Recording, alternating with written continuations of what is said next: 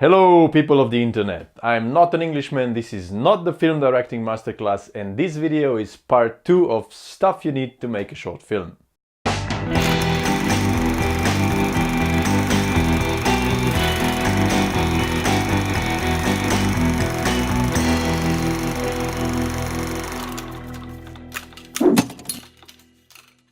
In previous episode I talked about pre-production, so naturally this one will focus on production and the next one on post-production. There's one thing I forgot to mention in the previous video, and that's rehearsing. But since it's kind of the middle step between pre and production, let's say it fits in here as well. In order to make your production as smooth as possible, rehearse the scenes with your actors. Go through the lines, find what the characters' intentions are, what are the emotions, and figure out the relationships. Nail the scenes down as much as possible so that when you'll come on set, you will have the majority of the stuff figured out and you can focus more or less on technicalities. I would also suggest involving your cameraman or DOP in this step to film it, as they will get to know one another's dynamics and you can start blocking the scenes right away. Blocking the scenes is basically agreeing and setting down on where anyone will be at any given moment. For instance, character A says this line and then moves to this point. In the meantime, character B grabs the chair and sits down while character C observes them in the background. And while this is going on, the camera movement should be like this and that and so forth. You get the idea. It also helps to put marks on the ground so the actors know where to step to be in the best light and framing possible. It's good to have a floor plan of the place you're shooting at so you can draw and write everything down and you have a kind of a battle plan. Again, there's going to be a lot of questions and information flying all around, so anything you can write down and cement will come as a delight. But then again, be open to new suggestions and don't stick to decisions made beforehand at all costs. Consider these more as guidelines. There is one really simple advice for realizing your vision, and I think Mr. Quentin explained it best way possible. You hire a cinematographer who can get the kind of quality that you want. You don't have to be able to know how to take the lights and move them around to create an effect. You hire a talented costume designer who can give the colors that you need and the flamboyance or not that you want. You hire a production designer who can do that. Your job is explaining your vision. Your job is articulating to them what you want on the screen. You see, no one can read your mind. Well, there's instances where you work with someone that you completely get along with and you understand each other with just exchanging a word or two. But even in that case, there's others around you who also need to know what the hell they're doing. So make sure you always tell exactly what your vision is. Not only will everyone get a clear picture, but you also open up possibilities for them to give you better ideas. As for your relationship with them, you should always be cool, collected, and decisive. CCD.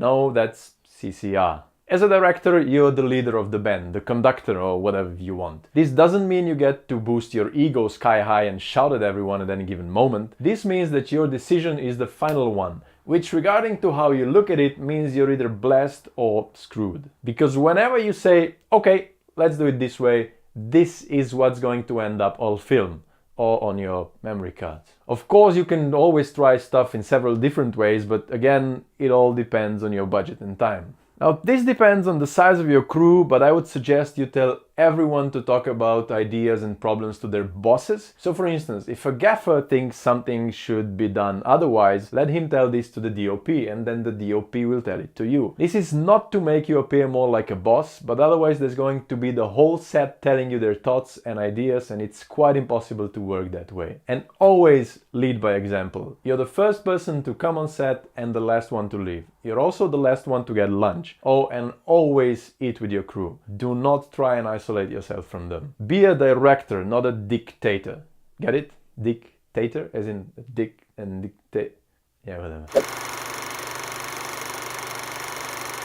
Now this is a chapter that not only deserves its own video, but also its own series of videos. And while I will do that in the near future, let's just take a look at some quick tips that might come in handy. By the way, if you haven't read Directing Actors yet, I would urge you to do it as soon as possible. It's probably the best book on this theme. Isn't it cool? Like I can just pull a book, just like...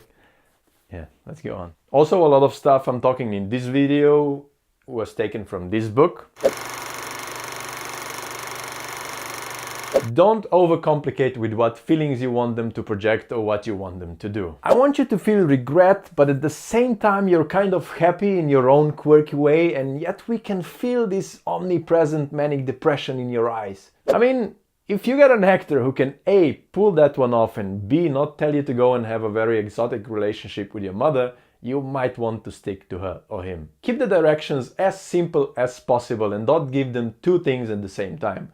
We are not multitasking beings, so when given two things, one will always opt out. Rather give them objectives. You want to achieve this, but that is stopping you. The dynamics between two characters are always most interesting when they want to achieve their own goals and they are in each other's way while doing it. If you see the actor can get the scene right, there's obviously a lot of things that could be wrong, but these are the two most common ones. Number 1. The script doesn't work. You should always go through it again and see if there's changes to be made. Number 2. The actor is probably trying to focus too hard, so give them something to do to distract them. For instance, if the person has to talk about something that really irritates them, give them something to do that's also a bit sticky. Let's say they try to light a fire with a lighter that doesn't work. That way they can focus their attention on something else and let their lines flow through them. Yeah, I'm well aware of how that sounded.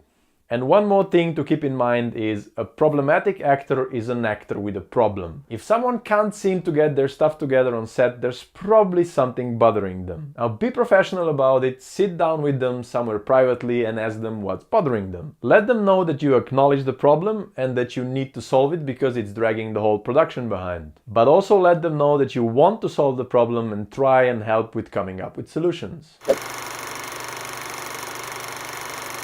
This one is a bit off topic, but it's actually quite important. Either get someone from the crew or cast who has some time to take a few shots every now and then, or get a photographer or just take them yourself. You will want shots of sets, shots of you directing, basically of all the stuff you see in press releases. Trust me, you'll be begging for these once you try to get your film some attention. Plus, nothing gets more likes on Instagram than photos from the set. Try and post a photo of a clapperboard with a hashtag #setlife. It's ridiculous how people go crazy over that stuff. I know it's a bit narcissistic, but do tell them to take photos of you directing, which is pretty much you holding a takeaway coffee and pointing at stuff. It will act as a proof of you being a director, it will make you appear busy, smart and decisive, and again, once you start promoting it, these photos always look cool in press releases.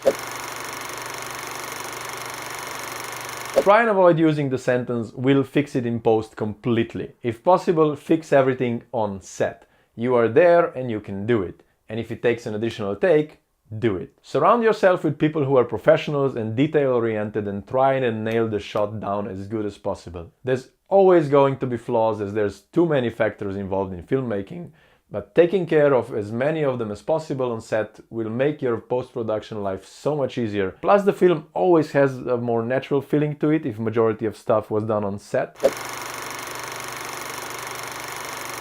There's a big chance that you'll come to a moment in your production when you'll get stuck and won't know how to continue. And there's nothing wrong with it. It's a very common thing and happens to most of directors. It's hard to say what to do in that moment as there's no one solution, but what definitely helps is don't panic. Don't lose your cool and don't lose your confidence. It's a very, very difficult venture you are on, so getting stuck is only natural. I would suggest taking a break. If you meditate, now might be a good time to do it. Also, sit down with your DOP, your art director or whoever you trust the most and tell them you're stuck and you don't know what to do. You'll be amazed by the solutions they'll come up with and the shoot will probably continue faster and smoother than you thought. So whatever you do, don't close yourself inside your head.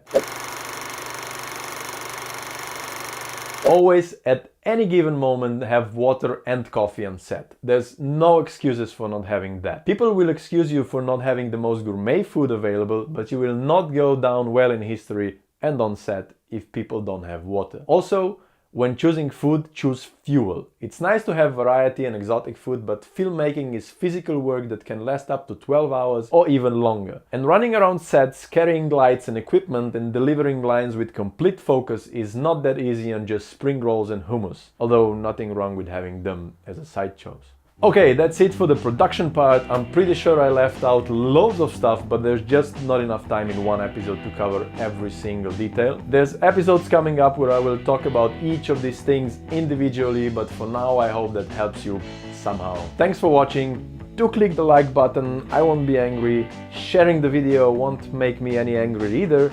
And do click the subscribe button wherever it is, it's probably here, as there's many more in-depth videos coming up on this channel. Now stop watching this stuff and go and make your film. Seriously. I mean, it's just another excuse. I just need to see this video and then You see these books? These are all filmmaking books. And I bought each and every one with the pretense, oh, I just need to buy this one and then I'll do it. And my film is still in production. Just do it.